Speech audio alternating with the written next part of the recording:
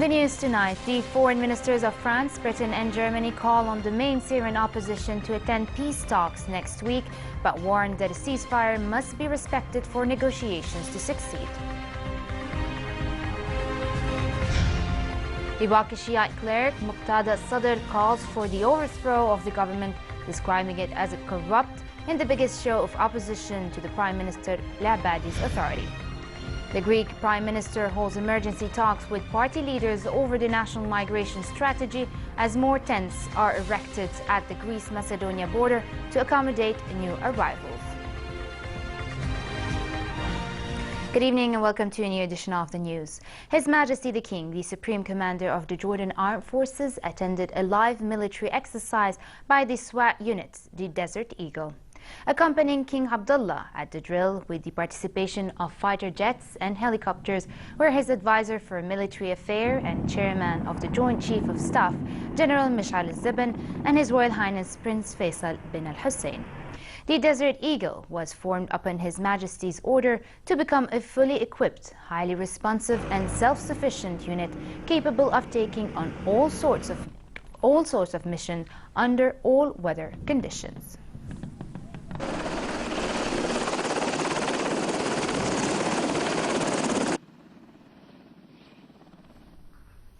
Palestinian President Mahmoud Abbas telephoned His Majesty the King to offer his condolences over the passing of Special Forces member Captain Rashid Zioud, who fell martyr in the line of duty during a confrontation with members of terrorist group in the northern city of Irbid, an operation that began on Tuesday afternoon and continued until dawn, leaving 5 other security personnel as well as 2 civilians wounded. Palestinian Prime Minister Rami al-Hamdallah also expressed sympathies over the fallen Zioud in a cable to Prime Minister Abdullah Mansour. Hamdallah reiterated the Palestinian people's support to Jordan in its fight against extremism and terror groups. A Palestinian woman was shot dead by Israeli troops after she allegedly rammed her car into an Israeli soldier in the occupied West Bank. The attack took place at a main junction near the Israeli settlement block Gush Etzion. Since October, Israeli forces have killed at least 173 Palestinians, 115 of whom Israel says were assailants, while most others were shot dead during violent protests.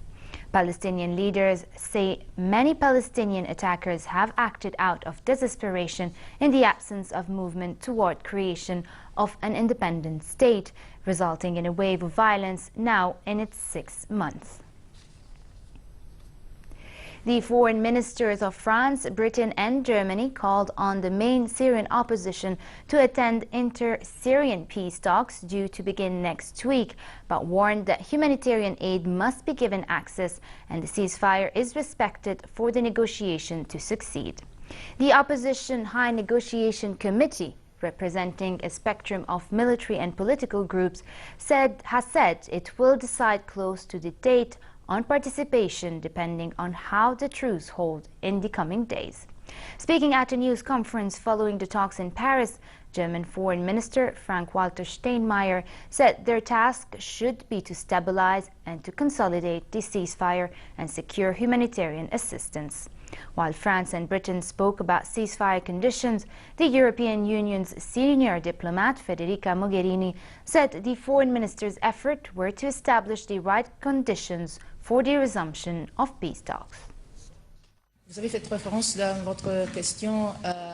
In your question, you referred to the fact that we impose terms, which is not exactly our goal or our job to impose conditions for the resumptions of negotiations, but to create the conditions so the negotiations can start again with credibility on the ground and positively within the international community.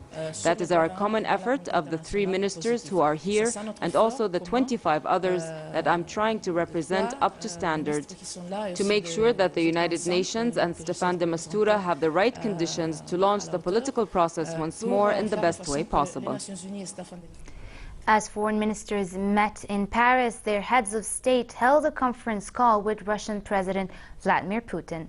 British Prime Minister David Cameron, German Chancellor Angela Merkel, French President François Hollande and Italian Prime Minister Matteo Renzi told Putin that they welcomed the fact that truce appears to be holding in Syria. A spokeswoman for Cameroon said the leaders want to use what they described as a positive dynamic to create momentum for peace talks. Although the tricky point on the future of Syria with or without Assad was discussed, the spokeswoman said the leaders stressed that the goal at the moment is to make sure that civilians are not being targeted and the truce can hold so that peace talks can get underway in Geneva next week. Putin, for his part, agreed that the truce must last. UN Syria envoy Staffan de Mistura meanwhile told France 24 television the future of Syrian President Bashar al-Assad should be decided by Syrians themselves and should not be decided in advance. In the interview, de Mistura said a solution to the Syria crisis must be Syria-led and Syrian-owned. He questioned why the Syrians should not be left to decide their future and why should anyone speak on their behalf in advance. De Mistura plans to resume talks with the Syrian government and opposition parties on the 9th of this month. Denmark's government will present proposals soon to expand its mission against Daesh into Syria, including airstrikes, according to a statement by Prime Minister Lars Løkke Rasmussen's office. If approved by Parliament, F-16 fighters, transport aircraft and 400 military personnel, including special operation forces and support staff, would take part in the Syria campaign by the middle of the year. Parliament is expected to vote on the proposals in separate readings on April 1st and April 19. The main political parties have already said they backed the proposal at a cross-party committee meeting that included the defense and foreign ministers. Denmark's expanded mission into Syria comes after direct requests from France and the United States. In the latest effort by the US-led coalition to fight Daesh, 14 airstrikes were conducted against the group in Iraq and Syria yesterday, according to a statement by the Combined Joint Task Force released today. The statement said 6 strikes in Syria focused near Al-Hasake and Deir ez-Zor, hit petroleum pipelines, destroyed a heavy machine gun, and damaged a tunnel system. In Iraq, 8 strikes in 7 cities destroyed vehicles, supply caches, and sniper and fighting positions, among other targets, the statement said. Iraqi Shiite cleric Muqtada al-Sadr called for the overthrowing of the government, describing it as the government of corruption in what is seen as the biggest show of opposition to Prime Minister Haider al-Abadi's authority.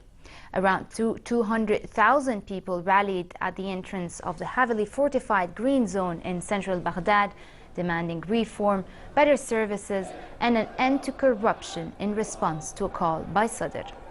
A chance should be given to efficient, independent people, and those who took Iraq to the abyss should step aside, said Sadr. His Al-Ahrar bloc holds 34 seats in parliament and 3 cabinet posts. With his speech being broadcast on screens set up in the street, Sadr threatened to break into the Green Zone, which houses government buildings and foreign embassies, unless al-Abadi took action.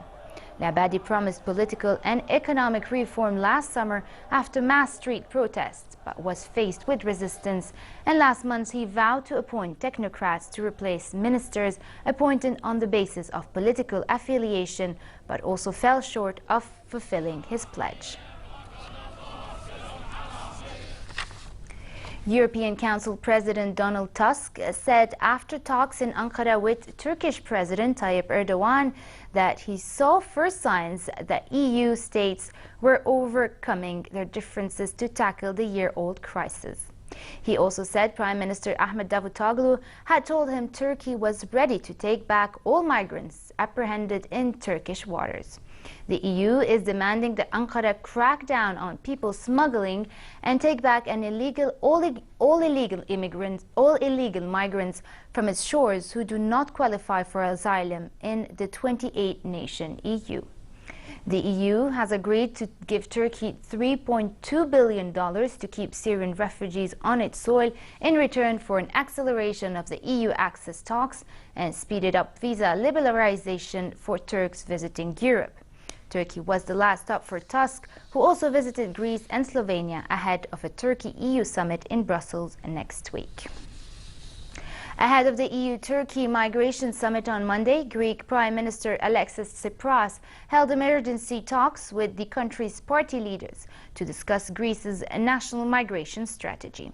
The opposition leaders have questioned Tsipras' handling of the migrant crisis, saying the government's rhetoric in the past year has been interpreted as an invitation by the thousands fleeing war and poverty from the Middle East region. The EU and Ankara are struggling to find a consensus on how to stem the influx of migrants from Turkey to Greece's island, a position Greece has vehemently supported as a solution to the increasing number of arrivals.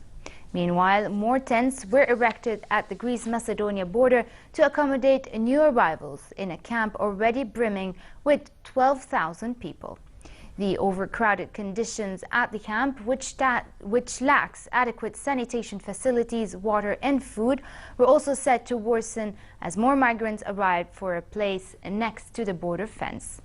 With at least 30,000 migrants currently in all of Greece and thousands more at the border, any prospect of improvement seems far-fetched. Things are getting worse and worse day by day at this border site. If we don't assist and help and move people somewhere else, you have all the ingredients that can make a humanitarian crisis, and we see it right here in front of our eyes, the horrible conditions. British Prime Minister David Cameron addressed the Scottish Conservative Party in Edinburgh, urging people to vote to stay in a reformed European Union. Cameron said that leaving the EU would have catastrophic effects on agriculture and exports for Scotland, and added that trading from outside the bloc could mean expensive tariffs for farmers. In 2014, 85% of Scotland's 4.3 million people cast ballots to decide whether to seek independence from Britain. Independence was rejected 55 to 45%, but it unleashed passions that sent the Scottish nationalists to winning 56 to Scotland's 59 seats in the British Parliament.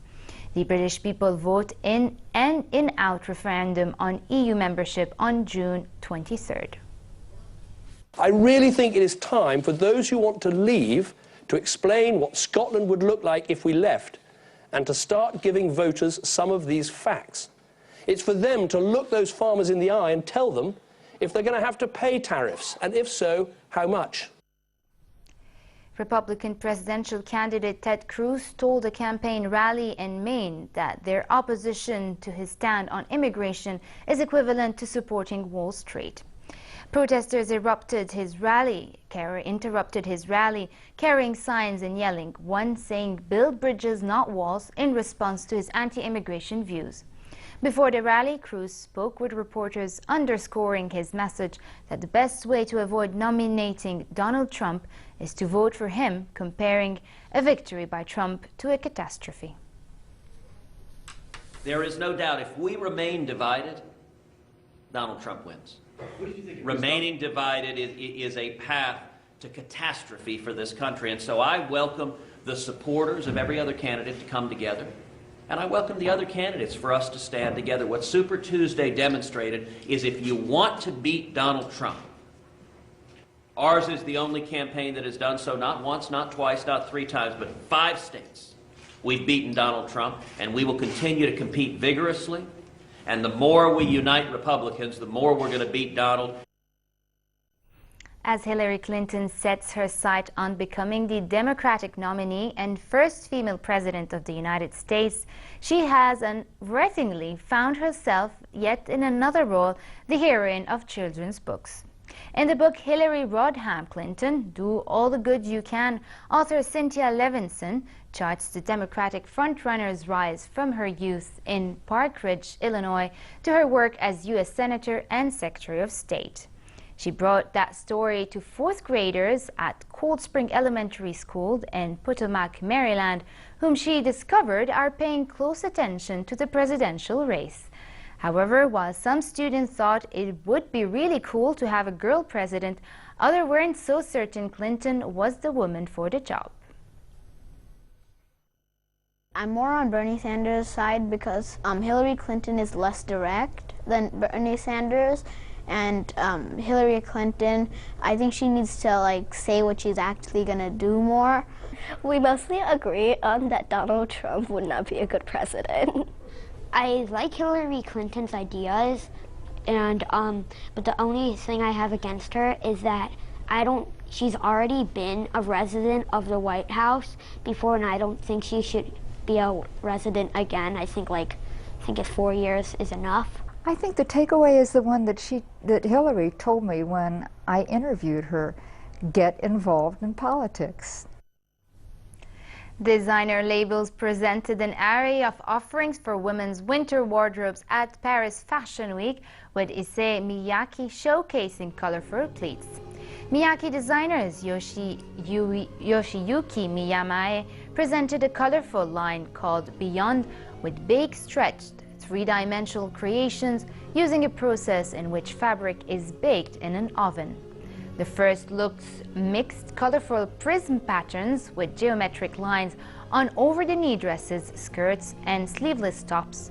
Other outfits were made with concentric cycles, baked and overlapped, creating strong pleated graphic patterns. Miyamae also showed a 3D stem stretch tops, jackets, skirts, and dresses made of clothes shrunk with steam.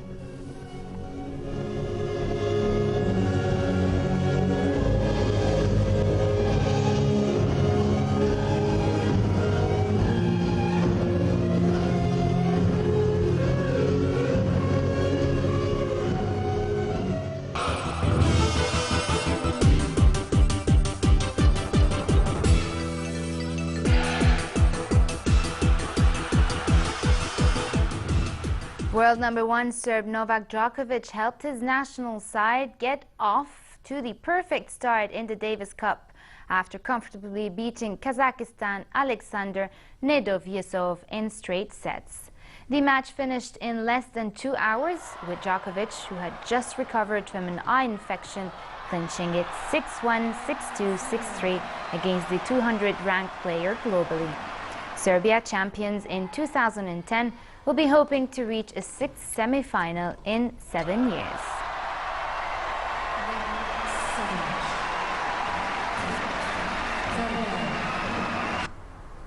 UEFA's executive committee met this morning at the home of soccer's European governing body in Nyon, Switzerland.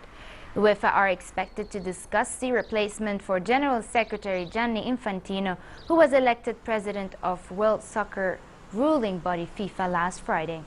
The meeting is expected to take place today when UEFA will hold a news conference. And finally, it continues to be chilly across the country for the rest of tonight, with northwesterly moderate winds. Tomorrow, a slight rise in temperature is expected, but it remains relatively cold in the highlands and fair in the Jordan Valley. Winds will be westerly moderate to brisk. The Gulf of Aqaba should expect a cool night and warm day tomorrow, with northerly moderate winds and choppy seas. Next are the lows and highs for tonight and tomorrow.